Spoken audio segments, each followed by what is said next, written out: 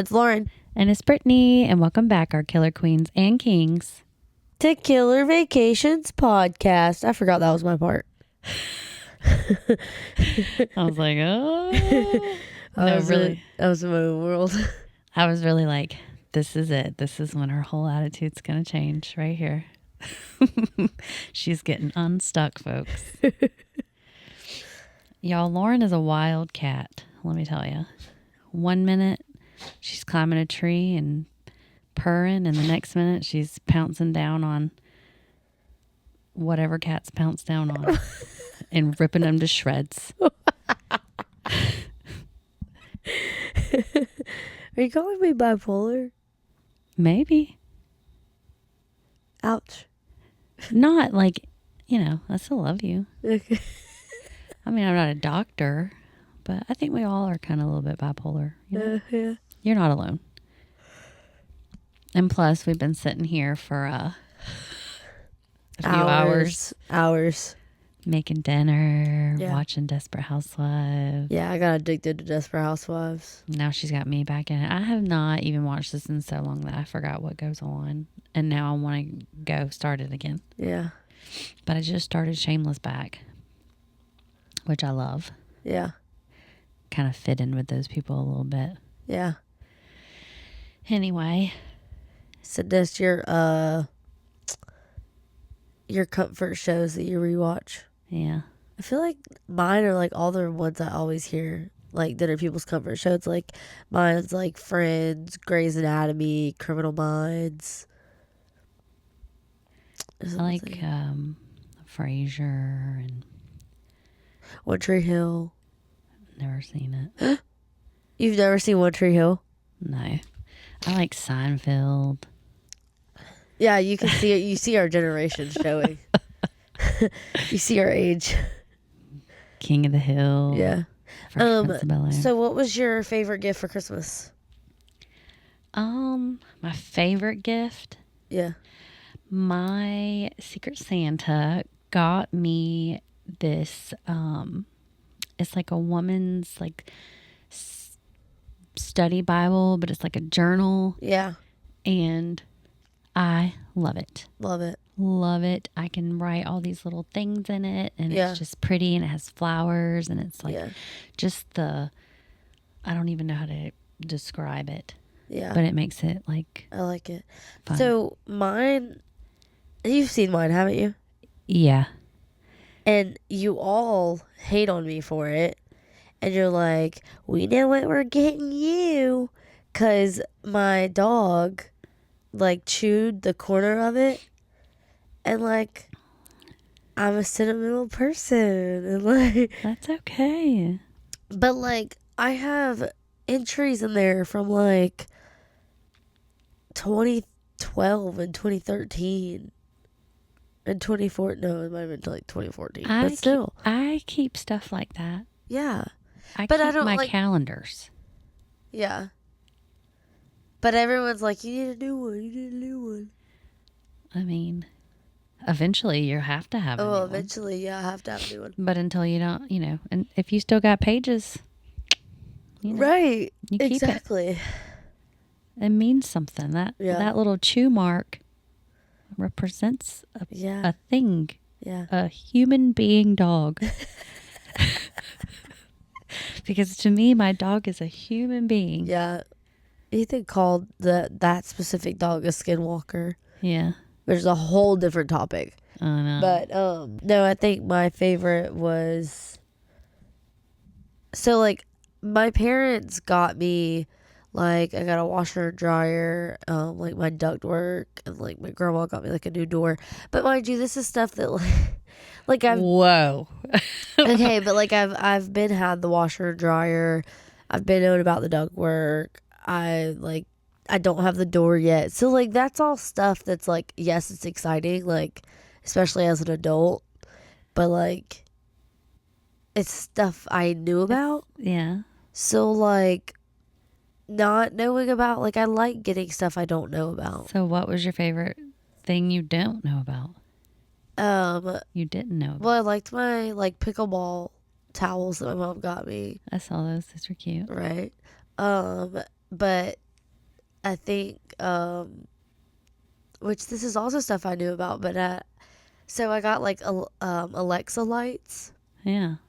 and Oh, you were hot shit earlier.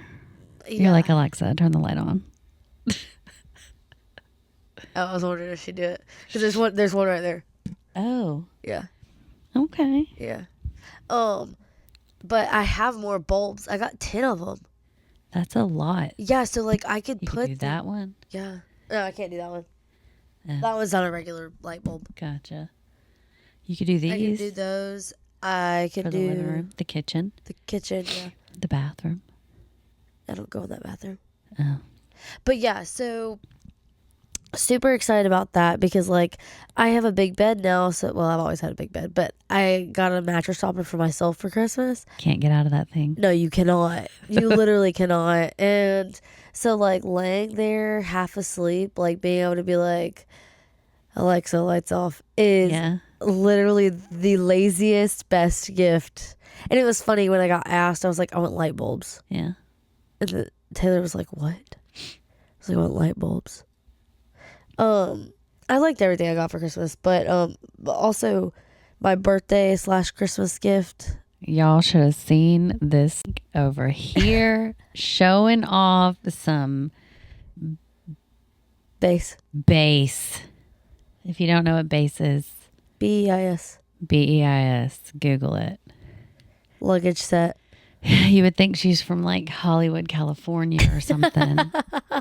And she should have let me record her showing this luggage set off because I'm sure they would have like sponsored us after that. Yeah, I'm gonna do a TikTok video with it. You for need sure. to. Absolutely. Yeah. But Yeah. no, I hope everyone had a Merry Christmas. Same. But so instead of in the headlines today, or do you have in the headlines? I mean, I do, but Okay. I think I think what you got going on is So- more important. I was going to address, or it's the ice maker. I was going to discuss the Luigi Mangione stuff in Oh, yeah. place of our in the headlines because of just like all the chaos going on with it, and just basically like bringing like the time, like telling y'all the information so you don't have to go and watch all the other videos and Yes, the, please like, give us the info and let everybody know who he is in case they don't know. yes. And it might jump around a little bit, but let's around. just go ahead and get into it. Okay.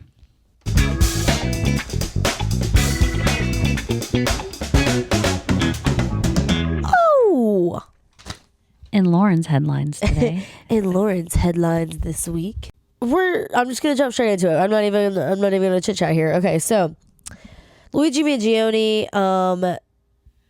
I just have like notes from like the very top of.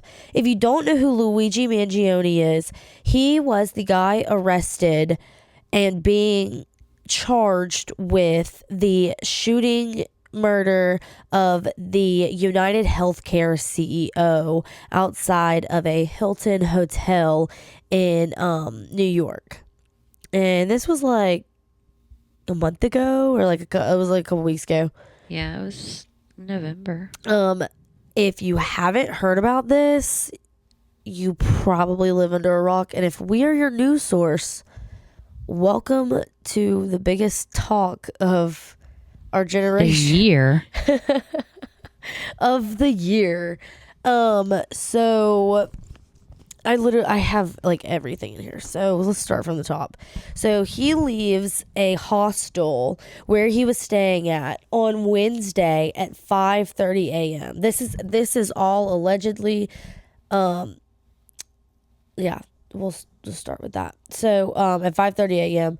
And it is like a clear, cold out. This is the beginning of December, I believe. So I mean, like, it's pretty cold. He's wearing a hood, a mask, and a book bag.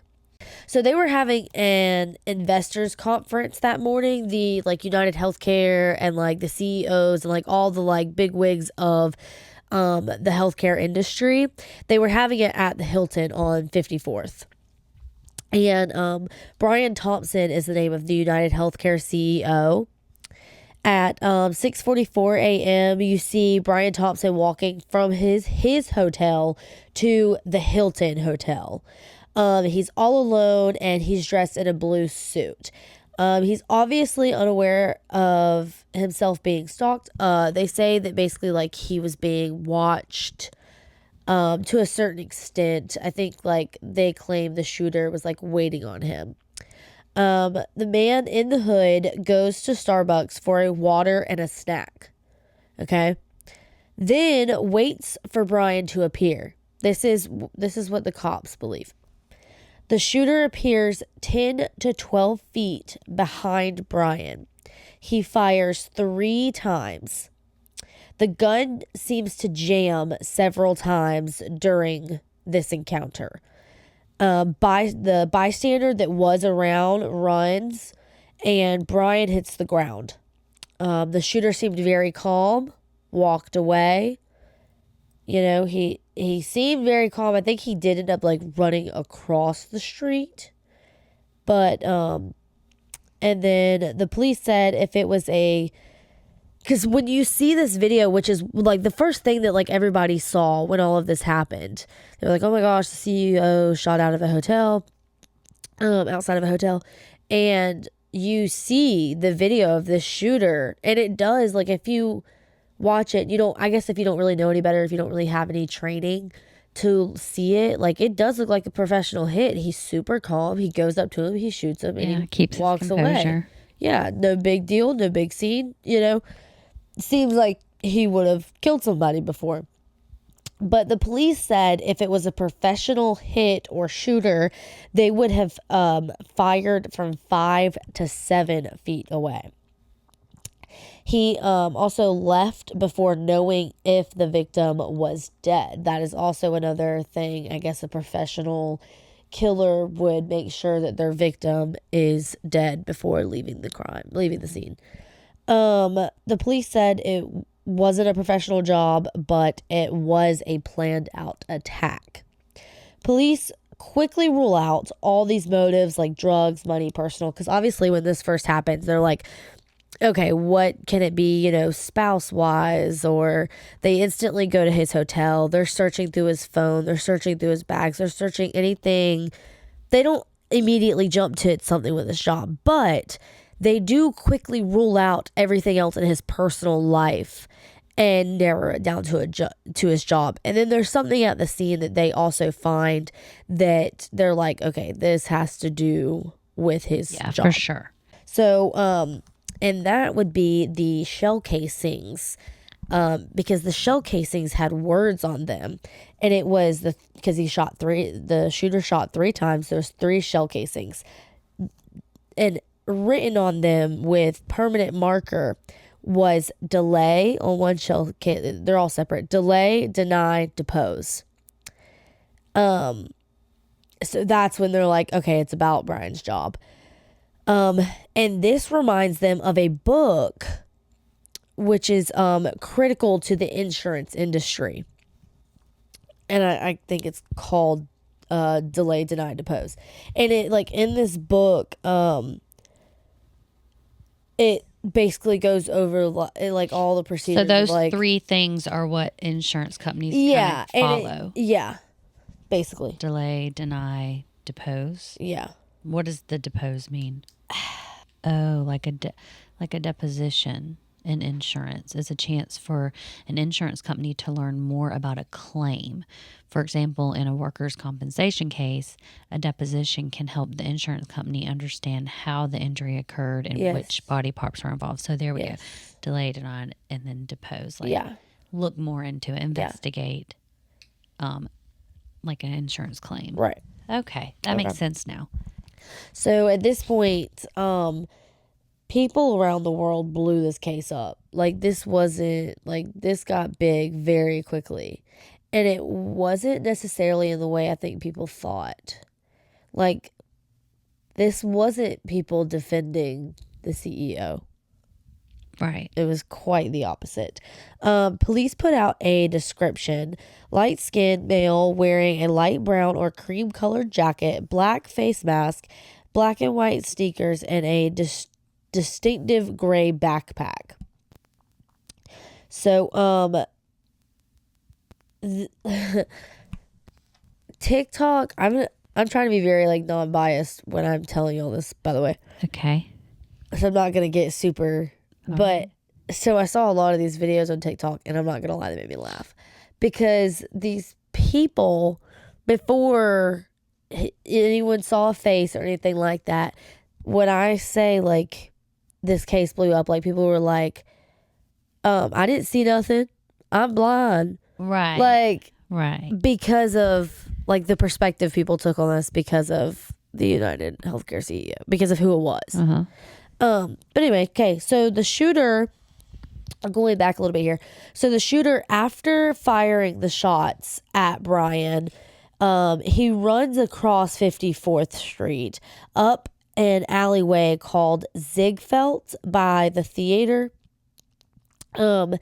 gets on an e-bike riding up 6th Avenue to Central Park, goes through the park, and apparently Central Park doesn't have like a lot of cameras, so it's kind of like a blind spot for New York, because keep in mind, like New York, like there are eyes everywhere.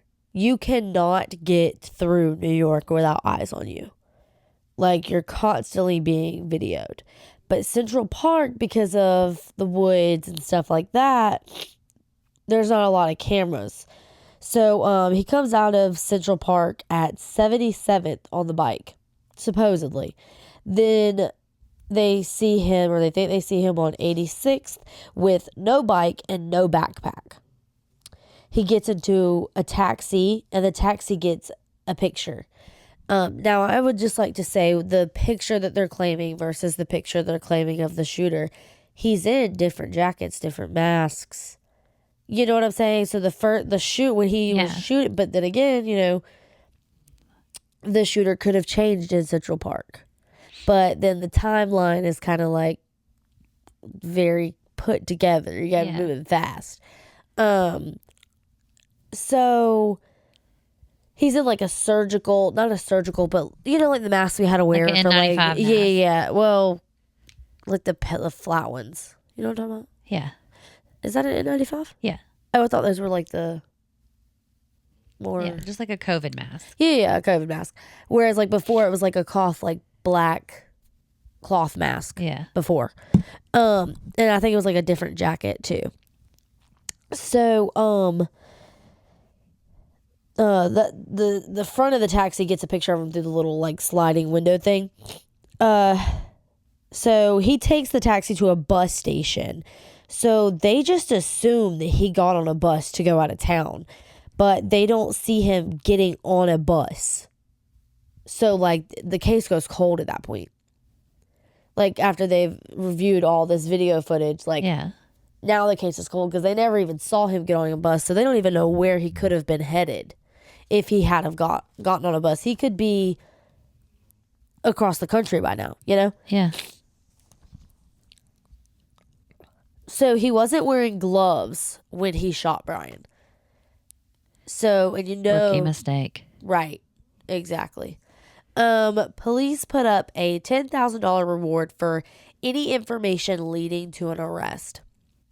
Police start a crazy search with drones, scuba divers, just trying to get whatever they can, like around like Central Park and like the route that he took. They're like just searching for evidence. They want to find the gun. They want to find evidence.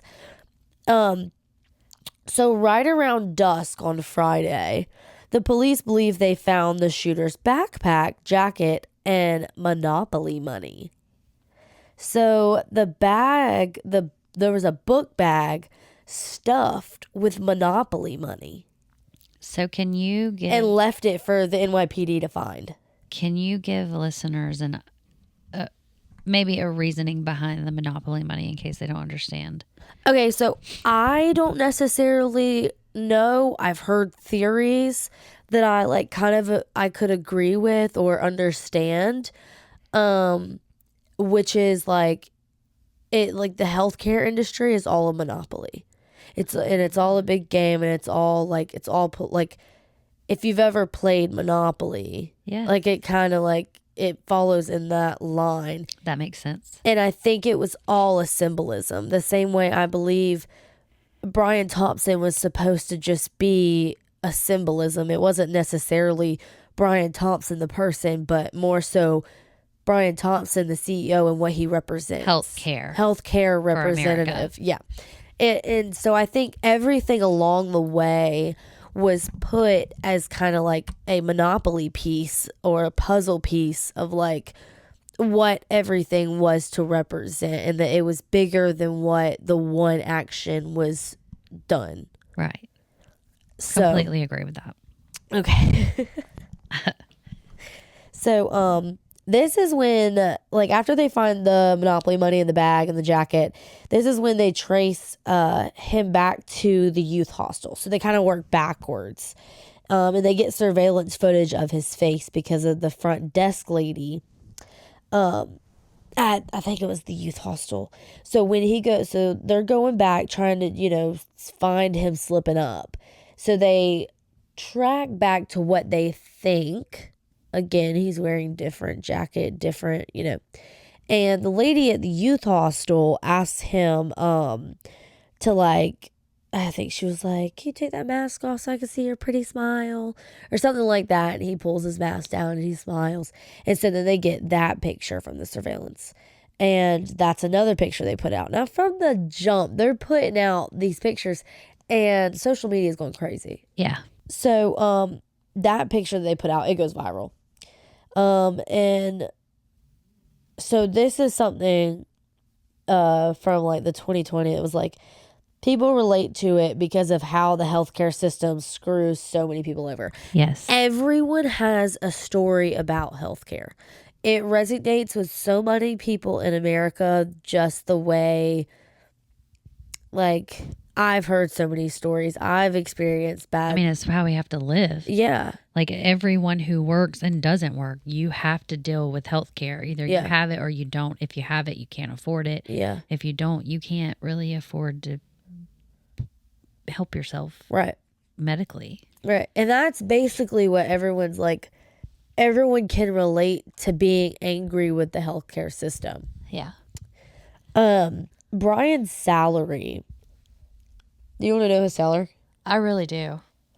$10 million. That was his salary. Like $10 million a year? Yeah. Wow. Yeah. And see, that's when I have a big opinion on it. Right. Because you're making $10 million a year. Uh-huh. I'm working 2 jobs. Yep. And my insurance. And you work in the medical field. Yeah. And I see it. Yeah. I see insurance companies denying people's surgeries when we have clear clinical information that these patients need these surgeries. Well, which is not always. Right. I mean, there is a lot of times when patients don't necessarily need certain things. But, right. And then I'm also looking at the bills from these surgeries where, I do benefits. Yeah. So a patient comes in, they have like a, $1,500, $15,000 deductible or a $10,000 deductible. Well, they only need, maybe their tonsils and adenoids removed. Well, they're going to pay for that whole surgery. Yeah. And then if they don't meet that $10,000 by the end of the year, and then they still starts all back over. Yeah, and don't they so they would then have to pay for the surgery and then still be paying for the insurance that didn't cover it. Right, right. See, that's so it's really, unless you're really sick and always going to the doctor and you're going to meet some deductibles are bigger than that. Yeah, that's crazy. You're basically just paying an insurance company for nothing. For nothing until you are basically broke. Wow. Yeah, it's so on December 9th in not Atlanta, I'm sorry. So on December 9th in Altoona, Pennsylvania, a man sitting at McDonald's eating hash browns, and 2 customers are discussing with each other that this guy looks like the wanted killer. Well, then a McDonald's worker overhears and overhears that conversation and calls it in. Because mind you, there's a $10,000 bounty on this man's head. I was And about to say snitch, but then I was like, wait a minute. No, well, what was funny was like there was a big thing about how they were like boycott McDonald's for being stitches, Right. or something like that. Did they get their 10 grand? I don't know. I'm curious to know, like, was it worth I need it? the McDonald's worker who called it in to let me know if you got your money. We just need to know if you got your money, or if the government robbed you. Right. It probably got taxed real heavy. They probably got $5,000, if that. Well, you get like $100 a month for the rest of your life. Yeah, really. So the police show up and they ask this man if he's been to New York recently. And he kind of started shaking and becoming nervous. And that's when they took him into custody. In this man's defense, How they gonna take him? they were like, nope, you're our guy. He's not. Well, hang on. So, but I will say, like, granted, just seeing somebody, if cops come up to you and question you, I'm gonna be like, I'm gonna be shaking. I'm gonna be I scared. do that when I get pulled over, like, Yeah. or even if I go through a roadblock, I know I don't have anything on me. I know I'm not in trouble. I know I'm fine, But the I'm cop's still, gonna think something's wrong. right. I'm still gonna be shaken. So, they identified him as Luigi Mangione, 26, from Maryland. Turns out he's a privileged kid from a well-known family in Baltimore. They say they found him with a backpack. See, this is where it's kind of like, okay, yeah, maybe take him in. So they find him with a backpack, and it has a bunch of damning evidence, like multiple IDs, computer, passport, a 3D printer. Oh, I'm sorry, a 3D printed silencer and a 3D printed gun, which they refer to as a ghost gun because it doesn't have a serial number. So those can be kind of like dangerous because you can't trace, they're untraceable. Are you confused? Yeah. Okay. About what? A 3D printed gun? Yeah. Now, mind you, he has a background in soft. I might talk about it a little bit. I just have bullet points. I'm just going through bullet points, guys. But yeah. Oh, it's right here. He worked as a data engineer, and so like he went. So I'm gonna get more into like his background, but like it makes sense. But also, why are you carrying around that much evidence on you? Right. Ditch all the evidence. What are you doing? But also, unless he wanted to be. But also, make it make sense. If they're saying the shooter was, okay, he had a book bag, right? But he left the book bag in Central Park. Even if he had a drop location where he switched bags or something, they are claiming the guy that they have pictures of coming out of Central Park didn't have a book bag or anything. So then days later, he shows up in Pennsylvania with a book bag that has all this damning evidence in it. Where did it come from? Where did he live? He was staying in a youth hostel. He's from Maryland. He was found in Pennsylvania. That don't make sense. Right. It doesn't make any sense. Okay, I'm gonna keep going here. Okay. They also find a spiral notebook. And we'll come back. We'll get to the spiral notebook. He has a bachelor's and master's in engineering from the University of Pennsylvania. So they say he designed and printed and then used the gun. That is what the police say. So, allegedly. So he comes from a respected background, okay? Mm-hmm. His family owns multiple golf courses and other big properties. They went to prestigious and he went to prestigious and prominent he went to a prestigious and prominent high school.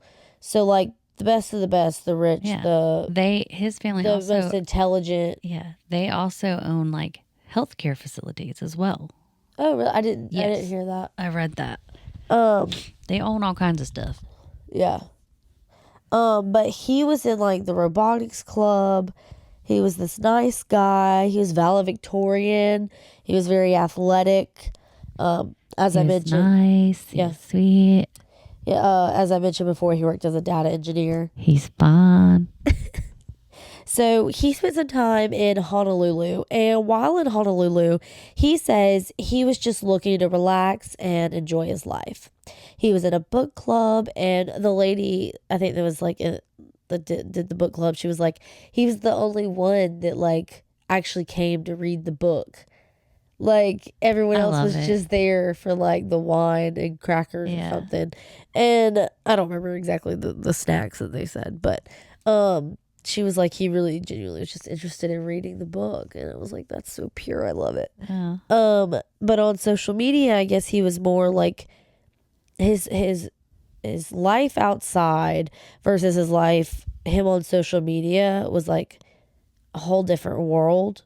Not a whole different world, but like a different perspective. Like he Yeah. was living his best life, all these things on, in real life. And then online, he's describing like these concerns with like the way our world's going and like the way humanity's turned, like just different things like that. And just like intellectual, like, I don't know, just Yeah. like discussions, A concerned citizen. Right. Because, they say he never even had United Healthcare. No, he was not a United But he Healthcare patient. did have back problems like... I'm getting there. Oh, okay. Don't worry.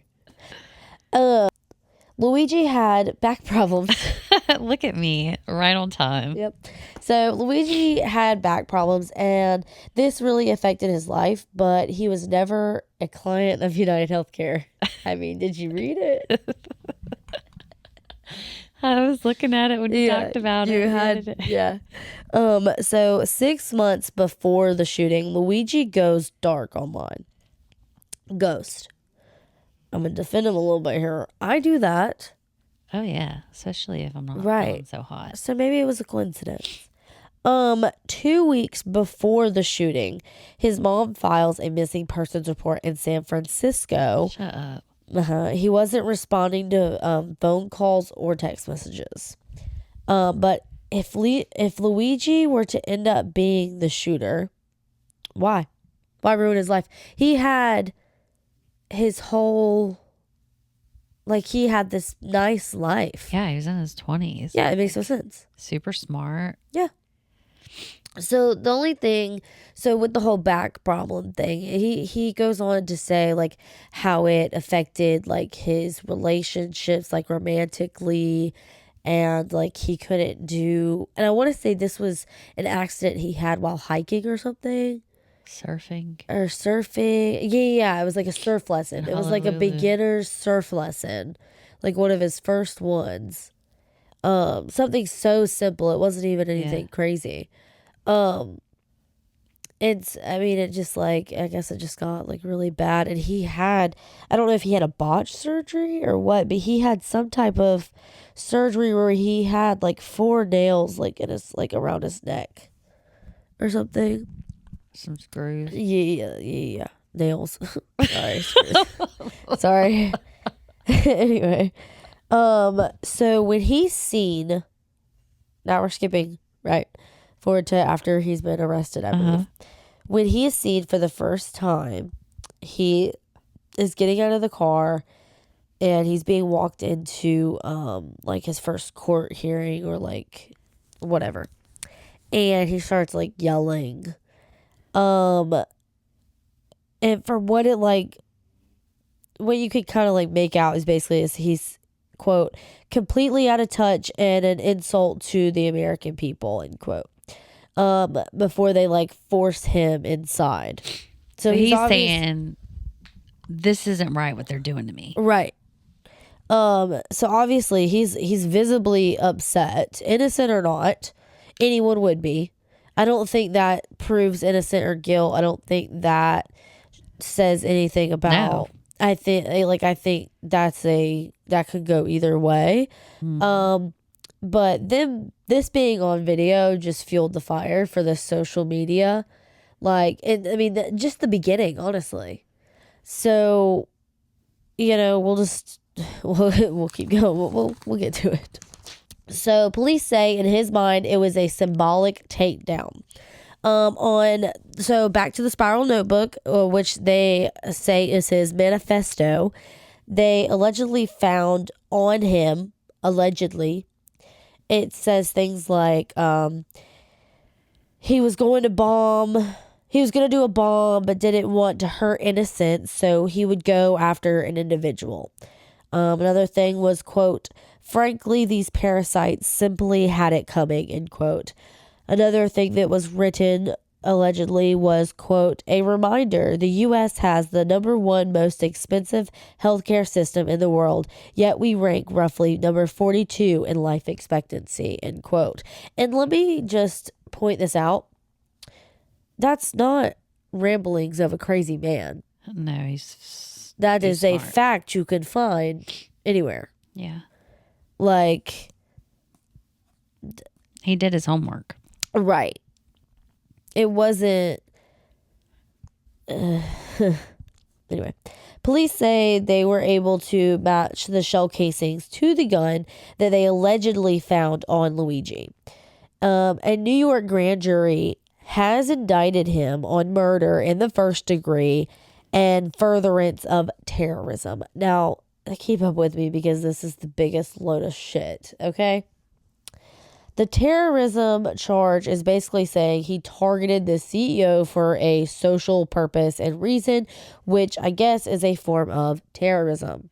That don't make no sense. No, because when you think of the Boston bombing, 9/11, you're seriously comparing this to something as terroristic as 9/11? Yeah, no. That's ridiculous.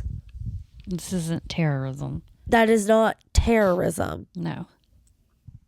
So, to each their own. They pulled that out. Yes, this is murder. This is murder. Oh, absolutely. 100%. Terrorism is a bit of a stretch. So he got a personal, quote unquote, welcome from the mayor.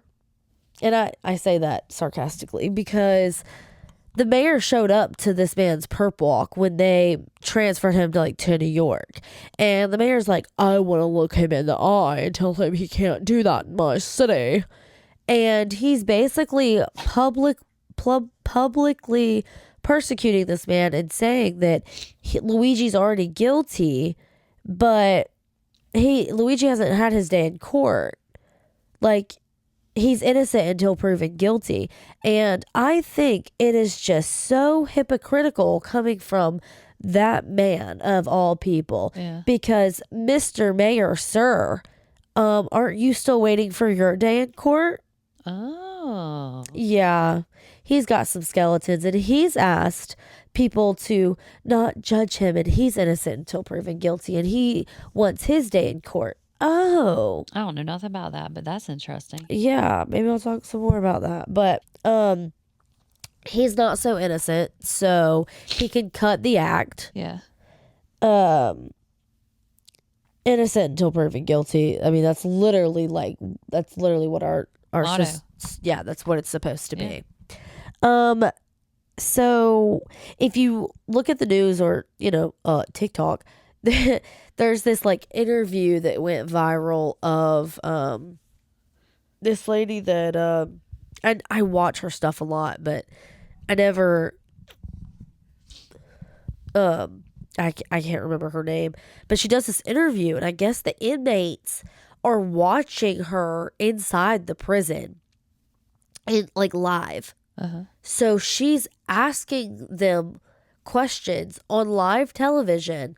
And there's a guy out there with a camera and they're screaming out of the jail, out of the prison, their answers. The one that this guy's in? Supposedly, the one that Luigi's in. Oh, okay. But mind you, Luigi's not Gen Pop.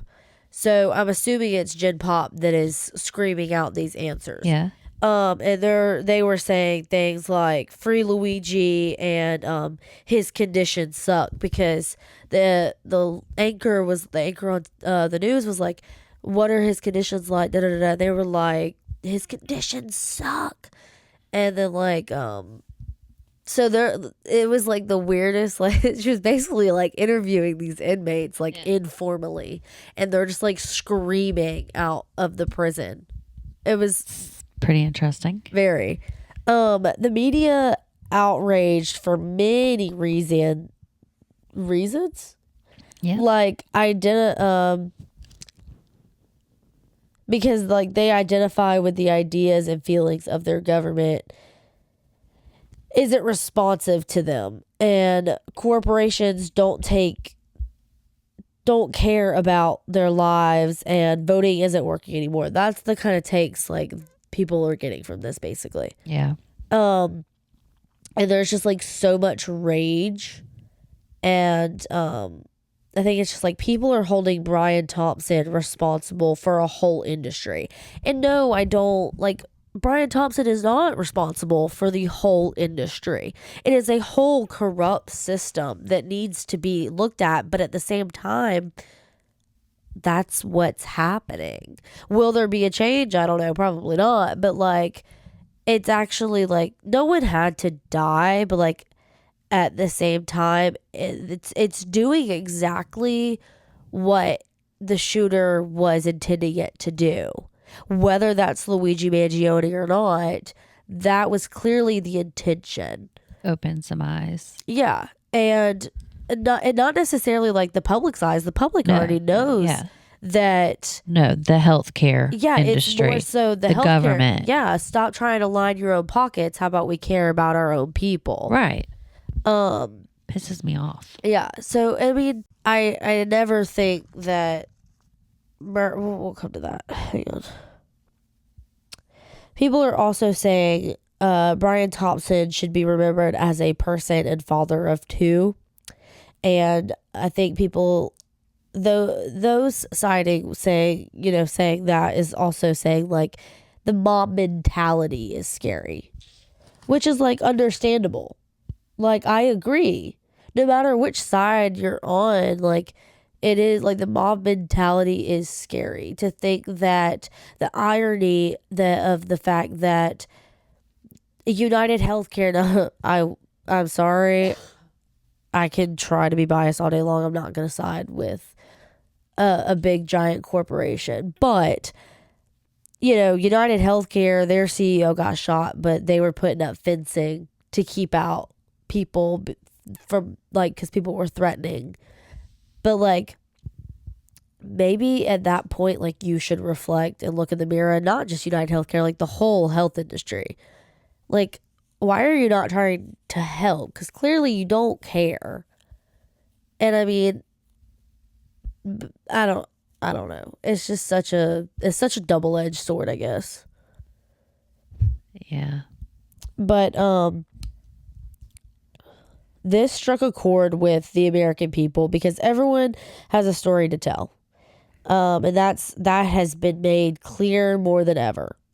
The people on social media aren't necessarily justifying Brian Thompson's killing, but describing why someone would be angry enough to do something like this. The authorities don't treat school shooters, mass murderers, child molesters, pedophiles, etc. They have treated Luigi. I know. The perp walk that they made him do was absolutely ridiculous. And I mean, they even say it in the 2020 episode they have out now. They are making this man look like a vigilant, like Batman, or you know what I'm saying? Like the perp walk that they made this man look so dangerous, like he was gonna fly out of there at all time, like at any point in time. The guns, the amount of money they probably spent on this perp walk alone was ridiculous. And then he had a court hearing, and I didn't write this down because I had all that written down before his court hearing. They brought him in, and they have, I want to say it was 3 or 4 officers just standing there staring at him like he's gonna like take out the whole courtroom. I mean, absolutely, like They are mad because he has opened everybody's freaking eyes. but like they are giving him the power, and then he's just sitting there calm, cool, collective with a little smirk. He's sitting there laughing with his lawyer, and you're having everyone look at this and be like, oh, this guy's dangerous, like but that's what they want people to see. But like media shows you what they want you to see. Yeah. And a big statement that was made, and I don't think this was an accident at all. I don't know if you saw it, but have you seen Luigi Mangione's lawyer? No. I'm going to have to show you. They wore matching outfits to court. And I do not like as matching as it could get. Like, this was no way it wasn't planned. It was definitely like, I don't even know how to describe up to you it type shit. But and his lawyer's name is Karen, and she did her thing on and she expressed, she was like, you think this is being treated fairly? Like, he's not being treated fairly, and you think he's gonna get a fair trial?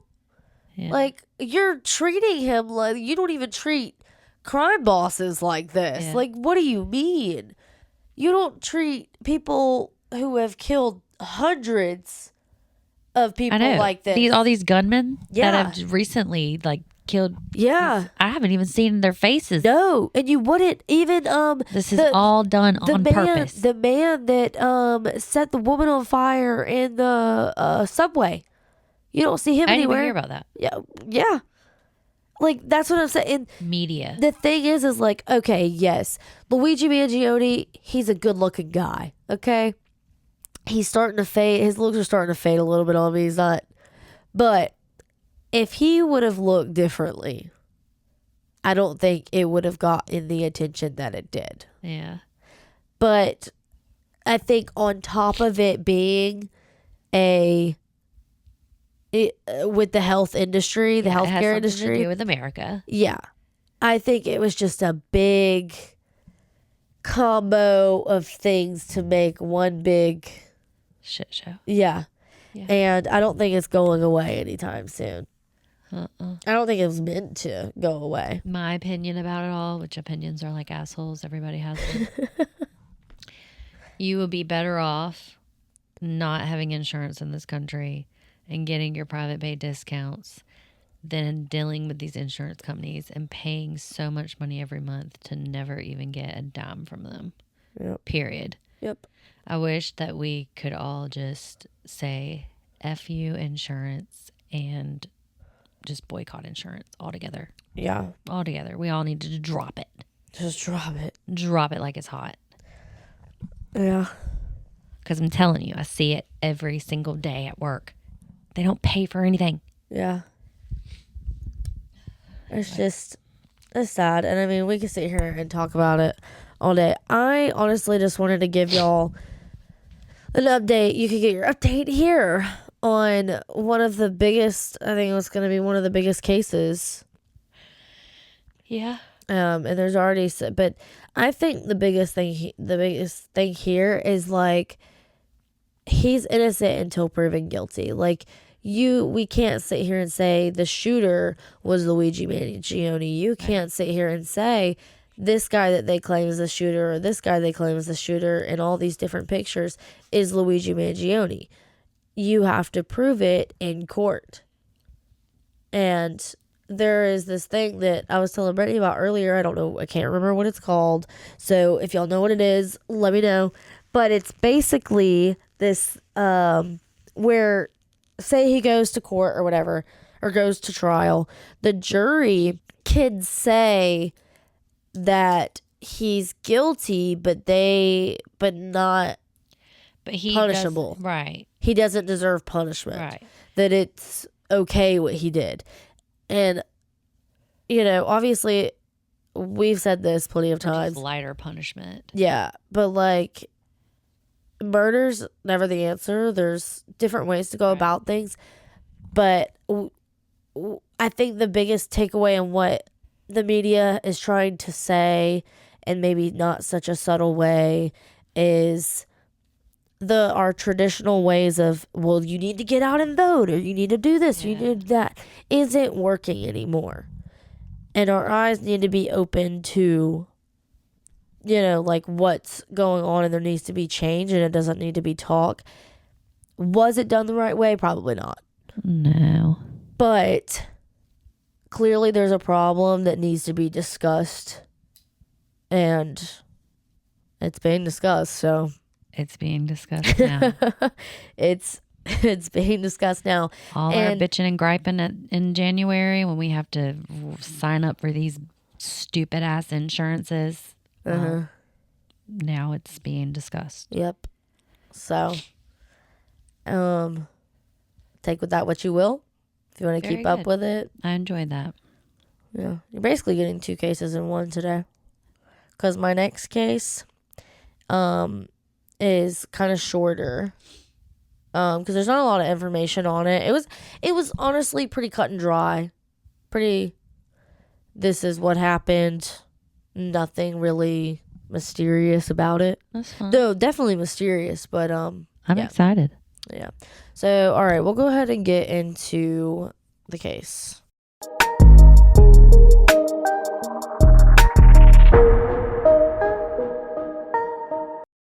Amanda Waller, a 28-year-old with the friendliest smile around, grew up in Baytown, Houston, graduated from Sterling High School, and went on to graduate with honors from University of Houston. She was a tax analyst and went on to marry Alan Waller. 3 years into their marriage, this is around 2015, they start to plan this trip with some of their friends, and then some of those friends, Yeah. So we do that all the time. Yeah. So this big trip was being planned, and not everyone knew everyone, but it was about 20 of them from the Houston area. So they packed their bags and head downtown.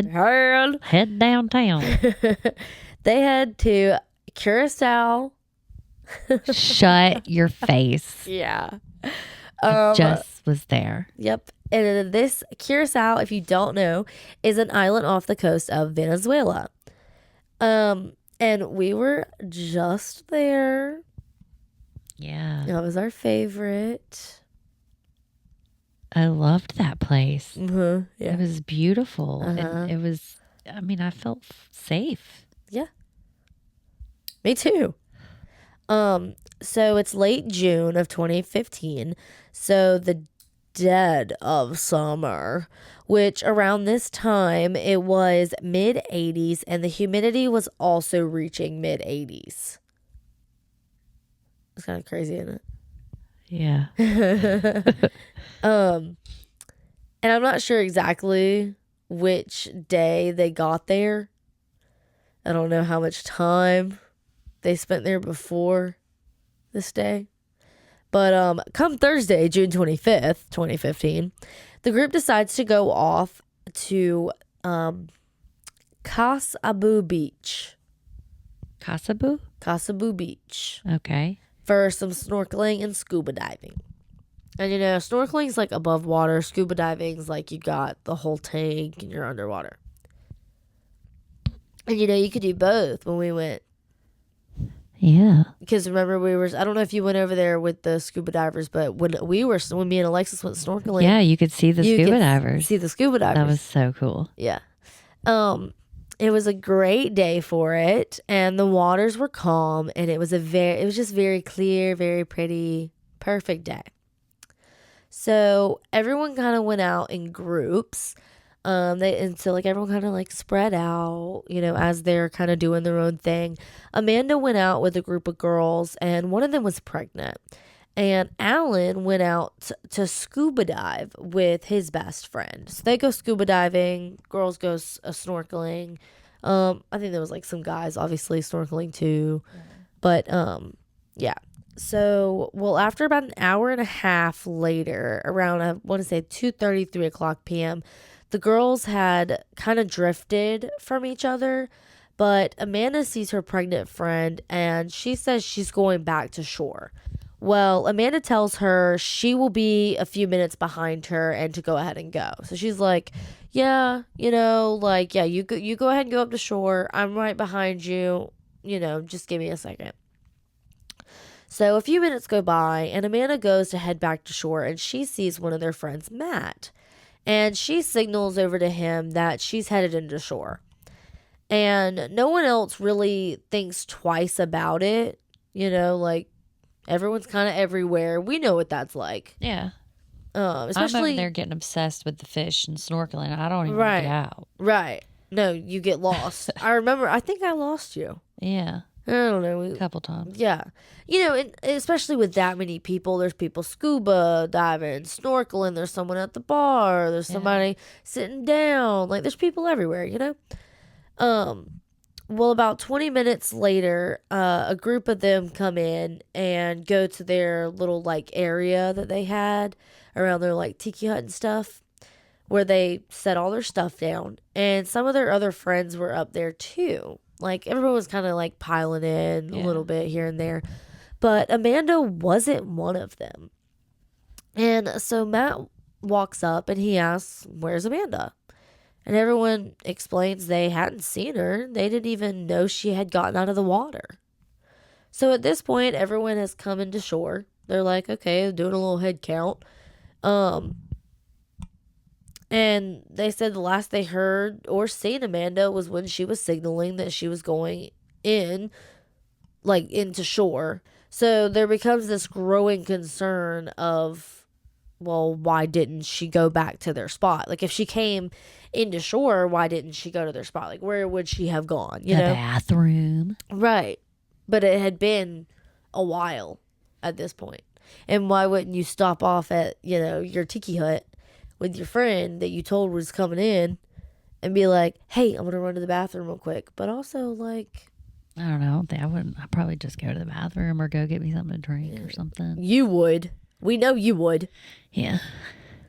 So everyone heads back out to start looking for Amanda. Their first thought was something could have happened in the water, like a leg cramp or something, just something maybe simple, but, whatever, something she may need assistance. But they had been told by her husband she was a good swimmer. And the water wasn't choppy, so it didn't seem like anything too serious would have happened anyway. But after about 30 minutes of searching in the nearby area, they decided to call the Coast Guard so they could search in the air as well. And that's exactly what happened. Even though the Coast Guard was searching in the air, her friends still continued to search on land and going in the surrounding areas handing out flyers. The Coast Guard explained to the family that their search would stop after 72 hours if nothing was found, and then it would be up to the family to continue the search and rescue. In this foreign country? Yeah. Wow. Yeah. So the 72 hours come and go, and there was no sign of Amanda. The Coast Guard packed up and left, and the family took over. They set up a GoFundMe to help with the cost of staying on the island to be able to continue the search. So, going back to Thursday, because I'm sure you're wondering, like, well, where is her husband? Shit, I just figured he didn't go. What do you mean? I just didn't know if maybe he didn't go on the trip. No, he went scuba diving. Okay. He was scuba diving. You said his name probably, and I didn't realize that was him. Yeah. Thought it was just a friend. No, he went scuba diving. While she Alan, snorkeled. Yeah, while she snorkeled. He went scuba diving with his best friend. Okay. So, while he was scuba diving, he actually didn't come back out of the water until after everyone had noticed Amanda wasn't anywhere to be found. And so he was with his best friend the whole time. So it's not like he was just like randomly ruled out. Yeah, he's pretty much ruled out. So they come up out of the water, and he started asking what's going on. And they explained to him how she had gotten separated and when she was last seen, and he immediately joins the search, obviously. So more than 50 volunteer divers looked for her well into the weekend. So for She's days. not in that water anymore. Yeah. Alan said he planned to stay in Curacao until she was found. But after speaking with Amanda's father prompted him to go back home to Houston. Alan said, quote, "She had this perkiness that even if you were mad or upset, you couldn't stay mad." He also talked about in an interview how they had conversations if anything like this ever happened to either one of them, and she would want him to move on with his life and find love again. After many exhausted efforts with nothing turning up, Alan made a statement, and he said, quote, "I don't want to speculate on what I believe happened. I just have faith that she's in God's hands now," end quote. During that same interview, he basically announced it had been concluded that she passed away on the 25th. The GoFundMe they created raised more than $13,000, and all of it was donated to the dive shop that provided the 50 divers who searched for Amanda. No one may ever know what really happened to Amanda, but we hope that she is at peace. She was freaking kidnapped. Really? Yeah. Yeah, so like the thing is They would like, have found her body if she had drowned or something. That's what I'm thinking, because the thing is like they came back in pretty quickly after her, because you know how like after a while like you get tired, you got to come in for a break, some water, something. So I'm thinking, she was supposed to be right behind her friend, and then people come in right after. And I will say, so this beach is a little different than the one we were at. The one we were at was very, very together. There wasn't much to get lost, If one of us would have disappeared, it would have been extremely concerning. That's the one. It's the one with the steps, and then the thing with the scuba divers with the little thing out there we could jump off of. Yeah, the dock. Yeah. See, I could be in that water and see like somebody over at the bar, and that was very like This is more of like a beach. This reminded me more of like Aruba.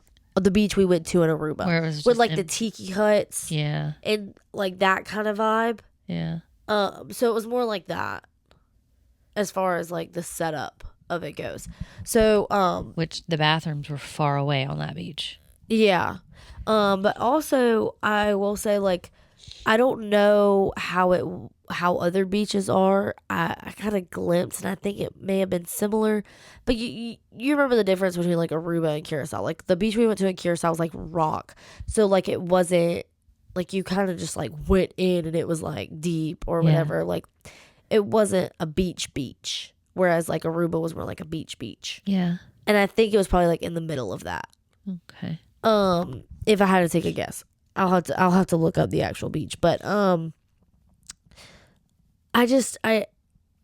they see her headed out, and also something I read, which made me feel really really good about scuba diving or snorkeling, was I don't think there's sharks in the area, or it's not a very common thing for sharks to be in the area. Yeah, sharks don't eat people anyway. I mean, unless there's like it's done on accident. Sharks don't like look for people. They don't prefer a human. Right. No, you caught me off guard. I mean, we had a shark in the water with us, and everybody was running around it like, "Oh my gosh!" That was absolutely ridiculous. But yeah, so that's not like a common area for like a big animals to be like that anyway. And you have to keep in mind these are warm waters, and that's not typically where big creatures like that are. This is also a mild deep, so like you see it, you can touch it. It's not like you're in the big deep ocean. You're not at the drop off. And my thing is, she was literally right there around everybody and was like, "I'm getting out." That's my thing. Like, I truly believe she got out. Yeah. And just maybe bypass to go Well, you know what here nor there. I thought of? So I felt the safest in Curacao. That was my favorite stop. Yeah. I would 100% like fly there and stay there 100%. I loved it. But thinking about how we did have experiences in Aruba, yeah, and in the DR where like people will try to draw you in to buy stuff or like whatever. So like that easily could have happened. Um, Hey, come get a drink over here. Yeah. The whatever drink, it's the drink of the island. Or And be boom, like, gone. yeah, or even be like, hey, your friends moved over here, your stuff or whatever. Like, Yeah. I mean, I feel like it could be one of many, many things. I mean, there was a time when I was in a little shop, like looking for some goggles by myself. And there were men. Yeah. You know what I mean? Yeah. And anybody could have been in there waiting. Brittany is like, she has no care for her surroundings, I feel like. I look. But like I feel like if I had to choose, not choose, but like if I had to take a guess of who would get kidnapped first. Me? Yes. No. Yes. I'm too fat. They're not going to take me. I'm telling you. I pay attention. If I feel safe, I feel safe. Yeah. If I get a feeling like I'm not going to go somewhere I don't feel safe. Yeah. But you know what? Even like when we were on that island, that we had the little coconut drinks, and it was like we walked through that dark area. That was the worst experience. We were going in them stores, and they were like these tents, and they were somebody could have easily have a little trap door in those things. You never know. Yeah. Boom, gone. Where did she go? She was just right there. She was gone. Yeah. That shit's crazy. No, that was I could have stayed on the ship that day, deadass. I'm not impressed with the DR at all. No. Not even a little. They were annoying. Yeah. Like, just leave me alone and let me enjoy myself. It's just the touristy parts. I'm sure it's not like that. Like, no, stop putting your bird on me. no, that was annoying. Alexis about flipped. Oh my gosh, stop putting these, what is it, lizards? Yeah, like, I forget what they're called. Iguanas? Yeah. They would just come up to you, put the iguana on you. Like, what if I am deathly afraid of these things? Alexis is afraid of birds. And they just stuck it on her They shoulder. just stuck multiple birds on her. See, stop. Yeah. And then they want you to take a picture and pay them. Yeah. Yeah, no, I'm good. I did. Let me tell you, you're right. I probably would get killed. Because we went. Brittany's also very nice. Yeah. She's just like, oh, okay. There was these guys, and they wanted us to, do you want to try this drink of the island? No. Oh, yes. And I'm watching him make this drink, and it's like he's pulling it out. He could have been pulling it out of the toilet. I don't even know. It was so weird. Like how he was making it, how long it took for them to like take my money. Like it was just, and I drink it. And it was crazy because I felt nothing until probably about 45 minutes later. I was like, whoa. I remember. And it wasn't even a drunk. It was like I remember this, and I was like, genuinely, I was like, Brittany, they drugged you. I felt drugged. Yeah, because you looked at me and you said, I think I was drugged. All of a sudden. Yes. I was just like. And Carolyn was the same, because didn't she get one too? Yeah, me and her Both you got and one. Carolyn were like comatose. Yeah. It was weird. Yeah. And I don't know what literally he gave told me. you. I told you. And it could have been, it was a cup that somebody else could have been drinking out of. It wasn't even a plastic cup or nothing. It's weird. I told you. I wanted to be part of the island. But that's not where you go and be part of the island. You can't go to the touristy place. You gotta go with like a local or something. I don't know. It seemed local. It was like we went onto this like big trash dumped island where like they had this makeshift building that you walk through. Like that was pretty, it wasn't like beautiful. Well, no, that's all they got. That's nice for them. But you know what I mean? Like, it wasn't like That's the luxury. other islands. Oh. It just seemed like it was like out in the middle of nowhere. They are out in the middle of nowhere, Brittany. And like these. Did you see the drive there? Yes. They were in the middle of nowhere. I don't see how that was touristy. For them, it is. That's where all the tourists go. So that's where they do all of that at. I mean, they were walking around with these huge fish. Like, oh yeah, that's like, ew. Yeah, I could go without going back there. And then the people that would come and sing to you and expect you to pay them. God, yeah. I felt so bad because I didn't have any money to give them. I know. And it's like, see, Brittany be caving. And like, here's $1. Sorry, that's all I have. She be running out of money because she's giving it to everybody. And then she's like, I'm sorry. That's how they make a living. Right, but like. Anyway. Brittany was going to get me killed. That's all I know. No, I wasn't. You're too scary. You wasn't going, you was staying right where you was staying. You wasn't going nowhere looking for nothing. No. But I'm alive and well. Yes. That's all that matters. And I know that if I were to ever, anytime I go anywhere with you, we that day, I remember I was just like, I have a bad feeling about this place. I was not vibing. And then like, you were like, I think I was drugged. And I was like, yeah, you were. We're going back to the boat now. I mean, I could have died. Who knows what I drank. No, I was like, I got you, Brittany. Let's get out of here. Yeah. But you know what? You know who we could have that taxi driver? Oh yeah, was amazing. Yeah, he was. He was pretty good. He stayed and waited on us to get done, which was awesome. I think the taxi drivers everywhere except for Aruba are pretty chill. Yeah, they were all pretty cool. Well, I don't. There was another one. Did y'all have a good taxi driver in Amber Cove? I can't remember which one that is. The last one. It was it was just you and Carolyn and the girls. Because we all went to do the monkeys. Or did y'all even leave? Y'all didn't even leave the resort. Y'all just went to the pool. Yeah. I think y'all were going to go to a beach and didn't or something like that. Yeah, we tried to like walk to the beach and I'm like, this isn't happening. Yeah. Yeah, we just stayed right there on the resort. Okay, that's what I thought. We didn't know what we were doing. Yeah, I liked Amber Cove because they had a lot of excursions in Amber Cove. That's where all of the good excursions was Amber Cove. Yeah. I'd go back there just to do like the cave one. The waterfall, like the water holes and stuff. Yeah. Where you're like strapped up with like a helmet and everything and you go through like. And die? No thanks. You don't die. Oh, what are you the queen of?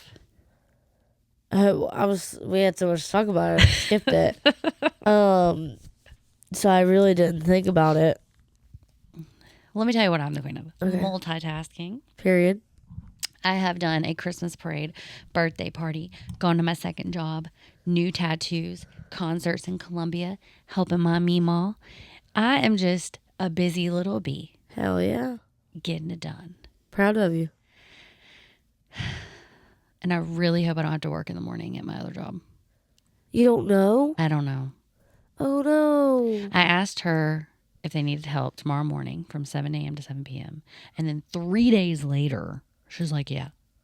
And so you do? I didn't respond. Oh. I just said, do y'all still need some help Saturday? And then 3 days later, she was like, yeah.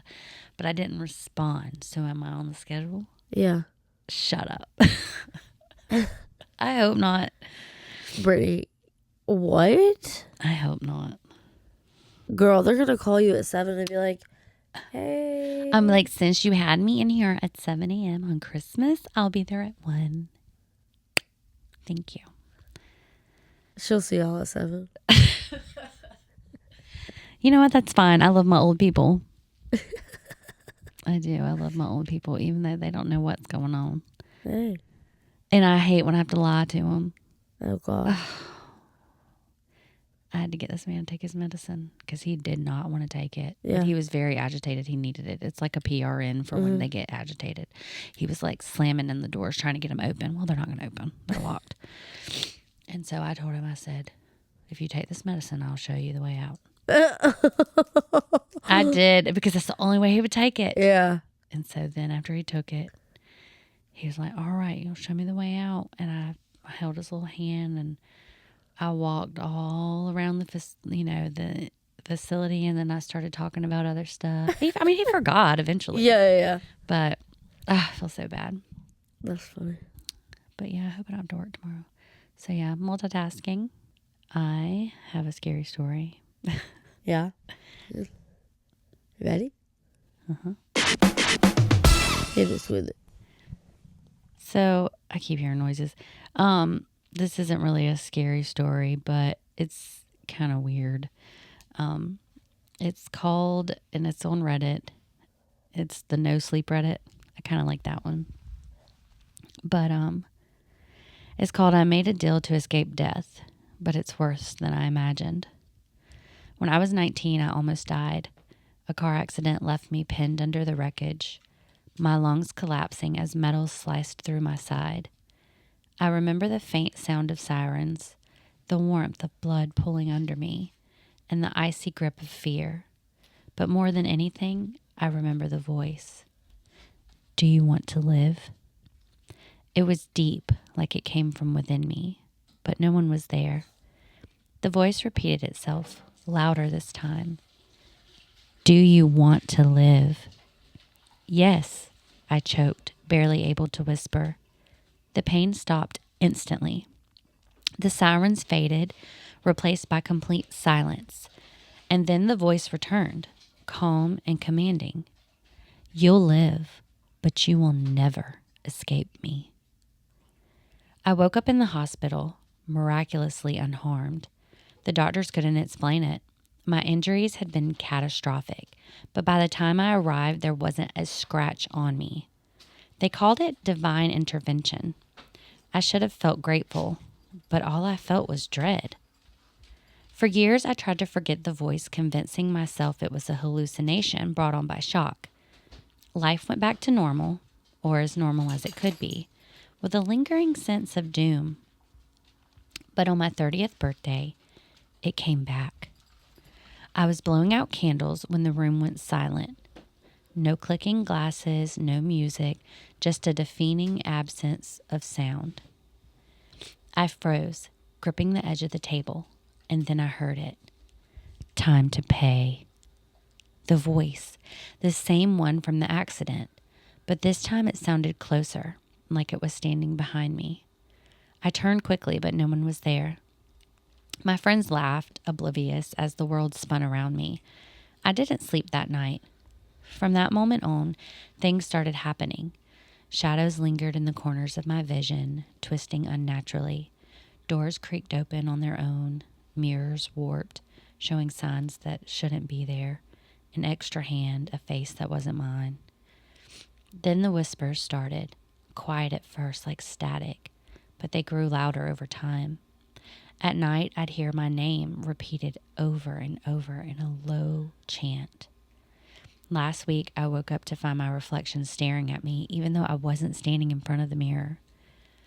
I smashed it, but then I looked down.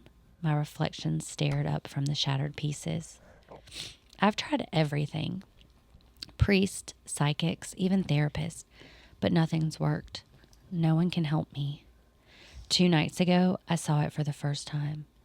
A figure, tall and shadowy, standing at the foot of my bed.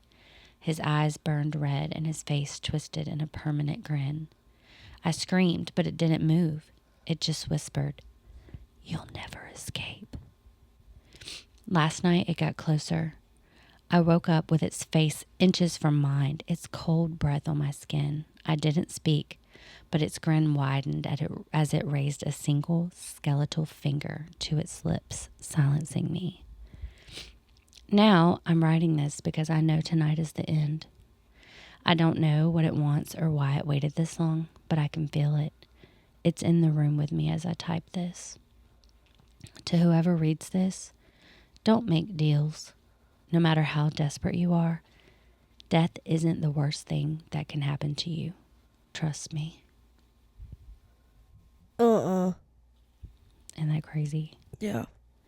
That reminds me of you earlier talking about your deals. What do you mean? But it wasn't death, so. Oh. I'll Yeah. never do it again. I swear. I'm 34 now, and when I was your age, I'll never, dear God, please, I will never, ever do anything like this again. Yeah. Those were the days, man. And then a few days later, hallelujah, Hallelujah. hallelujah, hallelujah. Yeah. So. Yeah. Actually, I do know what my what I'm the queen of this week. Okay. Getting my freaking debit card hacked. Oh, yeah, that's weird. Listen, guys, whoever is stealing my debit card numbers, you literally can kiss my buttocks because it's the holidays and I do not have any form of payment other than the big C. And The big C. yeah, and I don't have a lot of it, okay? Her bank sucks. She can't get immediate help. You guys, stop stealing her debit card numbers. Please, These are I don't know brand what I new. did wrong. And like, I'm getting like, it's fraud alerts for the same amount at the same time. And it's not just me. I want to say someone else I know had the same amount retracted from their bank statement. Not just Maddie. There was That's somebody weird. else, and she has Wells Fargo. Maybe y'all just happen to be the group of people that they hacked at these different banks. I don't know. It doesn't make sense to me the way you're explaining it. No, I'm explaining it. It doesn't make sense to me either. I can't get too involved in it because I feel like there's a miscommunication somewhere, and something is happening that See, just if doesn't. you want me make to be sense me. completely honest, okay? Please do, because I'm so confused. If you want me to be completely honest, if it would have just charged to my bank account and not alerted me to fraud, I would have honestly just wrote it off as like something I forgot to pay or like something that was an automatic like out of my that I forgot about to like forgot to write down or a yearly subscription to like Walmart or So you've thought of everything. yeah, I was like, could it be Walmart? And you know, but like I want to know. I'm about to Google it. What did it say? What was the place called that you were charged? You said it was called what? WMT Plus. WMT Plus. But mind you, I went on my Walmart because we were like, okay, this has to be Walmart Plus. Right. That's what we thought. Maybe all these people, maybe the Walmart Plus is hacked. Maybe it is but I went on my Walmart app and it's not up for renewal and I don't think it's that much either. Like it's already like there's nothing on there that says, hey, we've been trying to charge you or hey, you owe us money. Like it is $100 annual payment. Right. But like I think it's got to be trying to charge us separate like for somebody else or something. Like they're trying to overcharge us. Right. This seems to be a common thing for Walmart Plus. Really? Yes. So I'm canceling my Walmart Plus. You have to call customer care to cancel it. Looks like I'm going to be canceling it. Well, I don't know. I get too much use out of it. Loki. But that's what I'm saying though. Like if it was the yearly subscription, why just charge me? The thing is we use Walmart Plus so much between like myself, my grandma, Maddie, like a lot of people use my Walmart Plus. So like, I don't understand why it shouldn't alert as fraud. You know what I'm saying? Yeah. But when I went on there, it says, hey, you're paid up. Like you don't owe us any money. So the fact that it's trying to charge my two different three different accounts is absurd. Yeah. Some people are talking about how because with that Walmart Plus thing, like if you do self-checkout, it's asking you if you want to join, and then it uses your debit card. Yeah. You know what I'm Yes, saying? There's because I'll go on there and I'm they're like, tricky with it. oh yeah, because I'll go on my Walmart. No, there's times I've paid in cash, girl. I've paid in cash, gone back, and it'll say last purchase or whatever, and it'll have my transaction of my groceries, the last of what I bought, on my profile, even if I paid in cash. Yeah, I'm telling you, Walmart is doing too much. Yeah. So whatever that it was Walmart, but your bank flagged it as fraudulent, and that's what a lot of people are saying. Yes. Because it's probably not supposed to be. I don't know. And that's what I'm saying. I trusted the bank because they don't normally alert to fraudulent things. Except for, like we've talked about in the past, time I bought those concert tickets, and then when my card kept being, we were trying to use it at a gas station and it wasn't working. But like that, maybe the Walmart Plus system itself was hacked. Yeah. Recently, maybe in this area. Yeah. And that's why it's happening to people that you know. Yeah. I'm not a Plus member, but like my grandma. And that honestly could be it but that's what it has to be, like it. It's not just the annual fee because, like I said, I went on because that's what Maddie said. Maddie was like, is it Walmart Plus?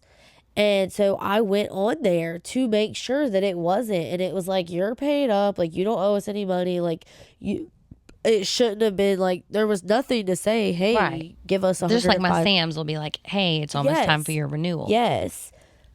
And I also don't think the Walmart is in December. So, like, my Sam's is, like, August. Yeah. So, like, I don't think my Walmart is in December anyway. Yeah, it's whenever you signed up. Exactly. So, that's why I'm like, even though my thing is we use Walmart so much that, like, a Walmart Plus, charge would not appear as fraudulent. Yeah. So, the fact that it did, that's why I'm like, I don't trust it. Of course, I'm going to agree that it's fraudulent. Yeah. So, but anyway. Well, thank you, Queen. So everyone, if you have one, I guess this ended up turning into a little, if you have Walmart Plus, go check your bank account and make sure you're not being charged a bunch of stuff that you didn't buy or anything. So everybody go check your Walmart Plus. You're welcome. And go follow us on social media at Killer Vacations Podcast, and you can catch us on Mondays. And now that we're getting through the holidays, we should be more consistent with you guys. And let us know if you have any cases or if you see anything in the headlines that you would like us to keep up on. Just send us an email, send us a DM, and make sure you like and subscribe to our channel. And we will catch you every week. Have a good week. Toodles. Bye.